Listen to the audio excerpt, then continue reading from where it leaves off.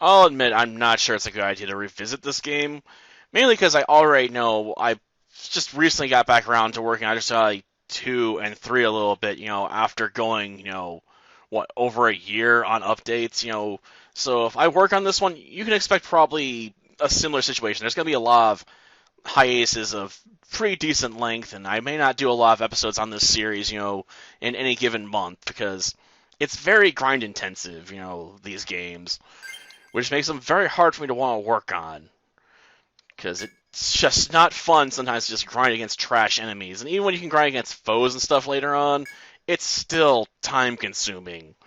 To get into those fights, is you're going to have to go in, leave, and in a lot of cases rest up, for 7, 14 days in the end. And even with a cheap option of having a level 1 party member do that work for you, it's still boring, busy work, okay?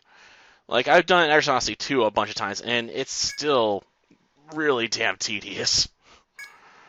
Like, even when I can kill, 20 bosses effectively by doing it, because I can kill the first and second Strat boss at this point, it's still not fun. And the second floor Strat boss still gives me a bit of trouble, even after leveling up on it a bunch. Yes, new adventurers, right. Well, I guess we're gonna have to make a guild, because what other options do we have, right? Okay, well, I guess we'll have to do it this way. We're gonna go with Nippon for our name. After all, we're gonna be using at least 2 names from Nippon Ichi Software, so I figured it was a good pick. Yes, Adventurers to fill it. Stones, register your own name as a member. More adventures means more options open to you, and less of a chance of dying down there. The problem is you only really need 5 party members, and then 5 people for a gathering team. Anything else is just too time consuming, because having, that other party member that's around, for special situations, grinding them up to keep up with the main team is going to be really damn hard. And very time consuming, because they're going to be lag behind and have to get dragged up, and it'll mess up the balance of your regular team as well, because, they're going to have to leave someone behind. Unless you're doing a party of 4. Which, why would you do that? It makes the game harder. Like, it makes no sense. Okay, we'll go with, Kagome first. And make her, gosh darn, a survivalist, because, that makes her an archer. And I guess we'll go with, this one, because I like the design better. I mean, admittedly, the first one looks a lot like a thief from Disgaea 2. So it may have been a more fitting pick, portrait-wise, but I'll go with that. And obviously we have other party members we want to register at the same time. Though I'll admit, I might be better off going full in on just the up-close range offensive classes early on a little bit, just because it makes grinding a bit easier. But we'll make Majorly next. Give us someone to put in the back row. I'll admit this is not the most fitting pick for a Troubadour, but I really like having that class around for buffing. It's just too hard to deny its utility. I used this one last time for Nabiki, which, a bit odd, but whatever. And Troubadour itself is an inherently masculine word from what I've been told, so calling the female ones troubadours is slightly wrong because of that. It's sort of like using the word samurai to describe a female swordsman, because the word samurai has an inherently masculine assignment to it. And this one kind of creeps me out, to be honest, because she looks like a really little girl. So I guess we'll go with this one, because I want to use a different portrait. Either line, you definitely want to put them in the back, man. They take a lot of damage real fast. They don't have the best health. This one's gonna be named after an actual person, oddly enough, Mary Edwards Walker, a famous medic from the Civil War, who couldn't actually serve as an actual doctor despite being trained as one, because, people didn't trust a female doctor. I guess she became a surgeon assistant eventually, because they started putting a bit more trust in her to actually know what she's doing, considering she was actually trained to do it. And she apparently ran for office, in a time before women could vote. So, interesting character, most definitely. So, medic class, obviously. And I guess we'll go with this one. After all, a bit more mature. And I'm not sure what to go for a name for our Landy right now. I wanted to use Joan of Arc, but, that doesn't really seem to fit in with the theme, because most of the other characters, got named after Nippon Ichi characters. Well, you can't equip Etna with a sword, even though she's not very good with it. So why not? Enter. Plus, it fits in with the theme a bit better. And covers a third game. Though, there's not really a very appropriate picture here for her. I guess we'll go with this one just because it's different. Because I used the redhead last time. Well, that makes choosing the name Etna far more confusing, doesn't it? No, we have a team of 5, that's enough. Major Lee's definitely on the back row. Pierre's the back row. Use the back row. Yeah, I have to admit I kind of will probably miss not having a Dark Hunter. Because I like to drain enemies, man. Okay, let's visit Retta Hall, so we gotta get our first mission. Though we probably ain't really even do that first mission, man. Because you gotta grind out a few levels to actually really get in deep enough to pull it off. But we'll accept our initial mission, which is map out part of the first floor. Not even the whole first floor, just part of it. And you have to do a really good map or they get pissed off at you. But yeah, if we talk to the soldier, he'll tell us what we have to cover with our map for it to count. Now we should definitely pick up some goods too before we take off. Yeah, can we just buy some stuff, man? Fortunately, she doesn't really have anything useful here, right? That's too expensive for us to outfit everybody with it. This would help with exploring a bit for us, but honestly, leveling up faster makes more sense. I can equip that on the Landy.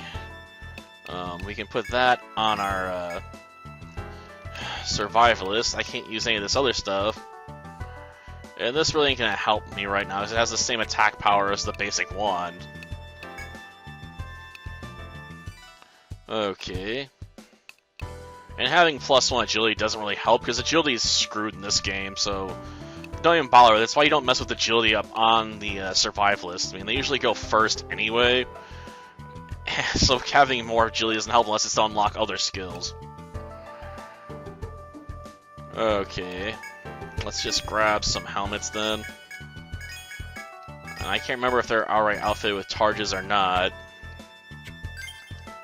But for now, let's start equipping out our party. Okay, wood bow. Okay, so I could equip maybe the Targe as another option. Unfortunately, I can't back out to the equipment on people. It's been annoying. And yes, you can create characters and delete them to farm off their early equipment options. Because you can strip them of all their gear, sell it, then delete the character. Not that that's really necessary here. I mean, there's not much stuff you can really buy. Unless you really want to buy those shields, man, for everybody. Okay, let's buy some armor. Pretty sure I can stack this on there. So I want to put this on there for my front characters. Not that defense is very helpful in this game. Unfortunately. It's a bit weird how this game works in some stats. But that'll just have to do. I guess we could mess with skills. Problem is, I don't think there's anything we'd really want. Okay. First hit's garbage. Seriously, you're almost always going to go first with this character class, so it's garbage. This, on the other hand, is very useful because you can set up yourself for emergency healing. But obviously, one of the first things we want to learn is multi-hit. We have to get bows up first. And since these act as convenient use, are convenient. Oh, yeah. Binding people's legs also garbage because almost no one attacks with their legs in this game. And there's no point in getting this either. You basically want to put all your attack points into multi-hit and this skill right here, because it's the ultimate shot. Albeit it does take a while to pull off, but let's face it, it's very good against bosses. And we're probably going to go with swords, just because we get all slash. Admittedly, a mixed option isn't bad if you want to make use of crush. But you have to equip an axe to make use of it, because it is an axe skill. We're definitely going to be going for the all slash, which requires a 2-hit above level 3 and swords above level 5. And 2-hit requires us to get swords and axes to level 5, so we're definitely going to be investing in swords anyway. And this will up our damage, because it's giving us points in a sword mastery. Honestly, we're going to want to probably do a mixed option for this character, but for now we should just get rid of that stuff as a concern. And don't get patch up, it's garbage. It doesn't do enough to justify its own existence.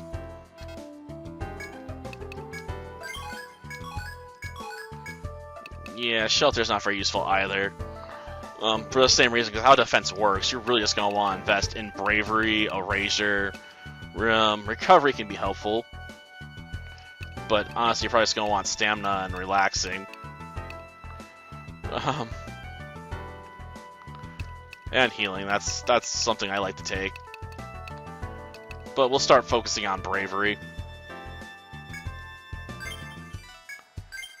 Admittedly, at our low levels, buffing our attack isn't going to help much, because it's percent based. But, you know, I'll take all the advantages I can get at this point, okay? And I guess we'll head to the first part of the labyrinth. But we're probably going to have to hang near the door, after we talk to the guard. The guard's right up this way. Yeah, I already spent my skill points. You don't have to explain it, man. So at least we got some white stone, I guess. Like, oh, you already did that? Like, you knew? Of course I did. Yeah, we're the new guys, alright. Or new gals, as it is. Well, I'll just ask what he's doing here, which, to be honest, is what we already were told about. He just makes sure people like us don't go through the later part of the labyrinth, until we're ready. Because as he'd put it, you guys aren't strong enough yet to justify going through this door. You need a lot more training, man. Plus, you need to create that map, because if you don't have a good map, you're screwed. Yeah, I understand how to draw the map. Gosh darn it, I already asked that. Okay. Leave quietly. There's nothing else really to talk about. I mean, our main goal at this point is going to be grinding. Because we're going to need a few levels to finish mapping this place out.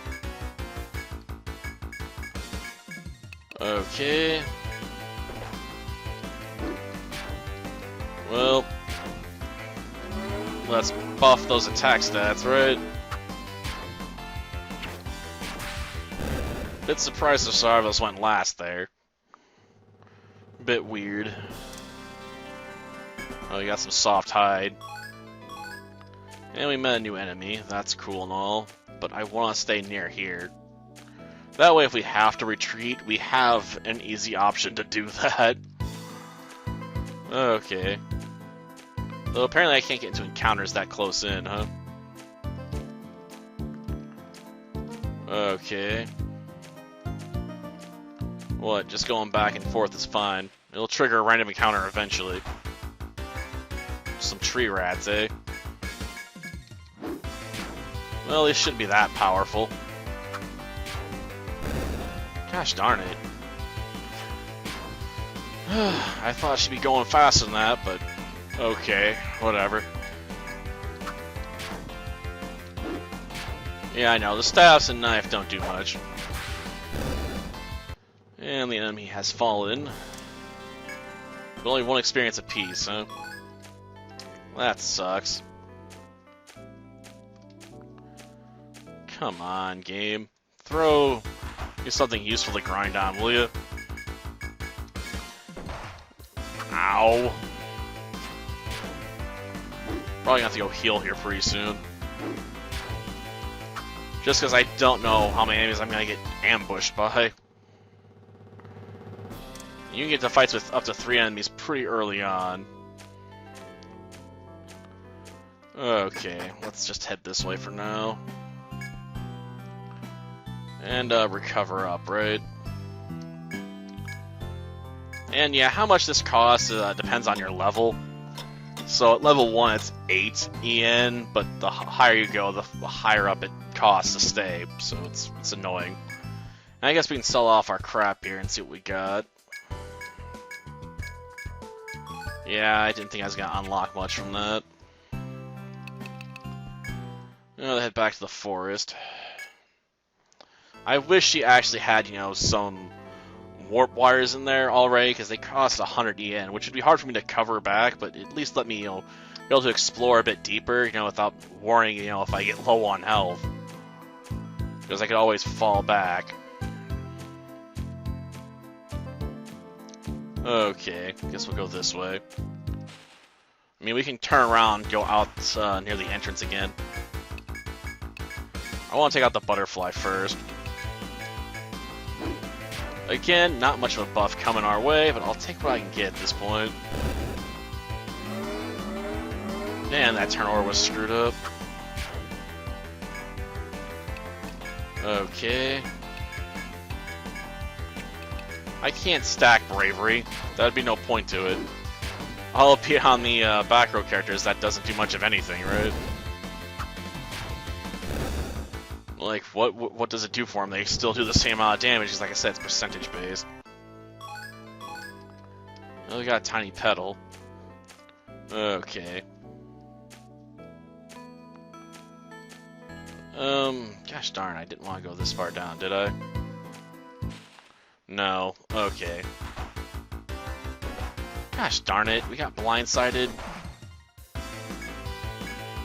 And this early on, this is not a good situation to be in, obviously. Ah, jeez. Thankfully we got away easily enough. But not having access to good healing is really screwing with me. Gosh darn it. Just leave me alone for now, will you? I ain't got time to mess with you. Okay. That's an event. I don't even want to check that right now. Darn, we went the wrong way. Just run. Gosh darn it. That's what I was afraid of. Having a character get knocked out right now is not a good thing. Okay. So we can now use this shortcut, which lets us get to a grind point if we had more survivalists. Which we may have to take advantage of, because, let's face it, reviving a character costs money, man.